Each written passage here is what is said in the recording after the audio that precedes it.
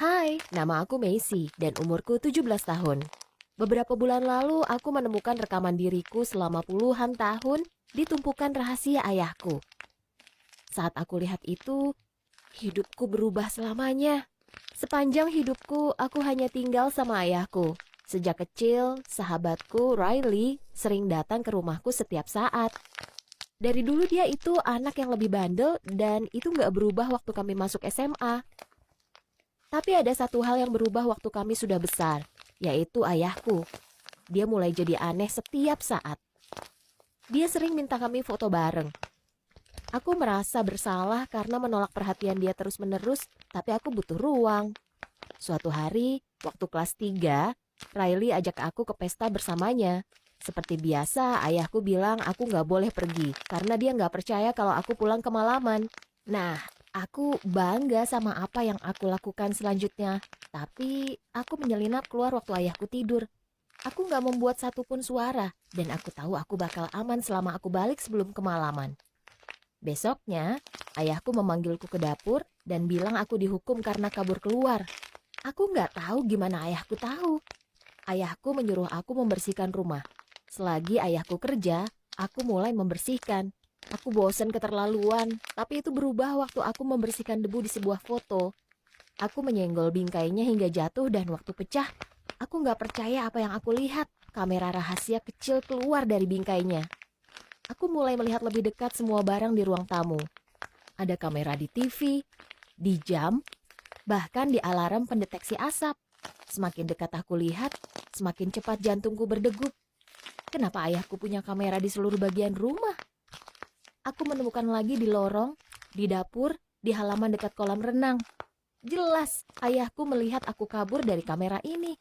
Tapi apalagi yang sudah dia lihat? Aku pernah ciuman sama cowok di rumah. Aku pernah nari hanya dengan pakaian dalam di dapur. Bayangan ayahku melihat semua ini membuatku mual. Aku menghabiskan beberapa jam merencanakan apa yang mau aku bilang. Di kepalaku, semua terdengar baik. Tapi waktu dia keluar dari pintu, aku nggak bisa melihat ke arahnya. Semua keberanianku keluar dari badanku seperti balon yang mengempis. Aku nggak berani menghadapinya. Besoknya, saat aku sedang bersih-bersih, aku melihat sesuatu yang akan merubah segalanya. Di laci, aku menemukan thumb drive. Waktu aku colok ke dalam komputer, jantungku berhenti. Ini semua rekaman Riley dari kamera tersembunyi. Rekaman dia menari di dapur, dia memelukku. Aku dan dia menyanyi dan main-mainan bareng. Aku mau muntah waktu aku lihat itu. Ada ratusan video. Waktu aku scroll, aku sadar video ini sudah ada bertahun-tahun. Beberapa direkam dengan camcorder lama waktu kami masih kecil. Ada rekaman aku dan Riley main sprinkler, rekaman aku dan Riley di pesta ulang tahun. Lalu aku sadar nama file beberapa video adalah terpakai. Itulah saatnya kepalaku mulai berputar. Apa yang digunakan di video ini? Aku mulai berpikir kalau mungkin ayah menjualnya atau post ini di suatu tempat. Kegelisahanku mulai meningkat.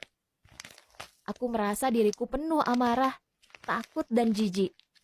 Aku bahkan gak mikir. Aku langsung naik mobil dan pergi ke rumah Riley. Saat aku tunjukkan rekamannya, dia langsung pucat pasi. Kami gak tahu apa yang dia lakukan dengan rekaman itu, tapi kami tahu apapun itu pasti gak bagus. Dia yakin kalau ayahku pasti jual rekamannya di suatu website.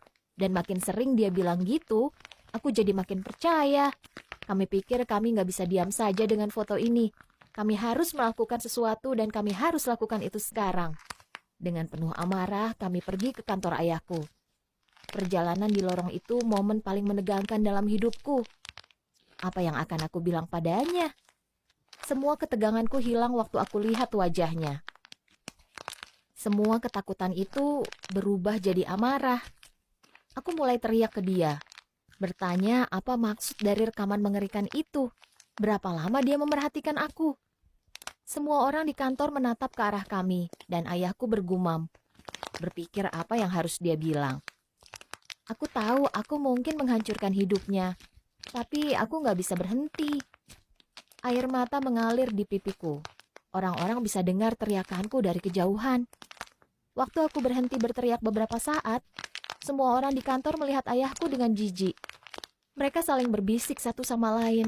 Beberapa bahkan mendekatiku untuk menenangkan dan mendukungku.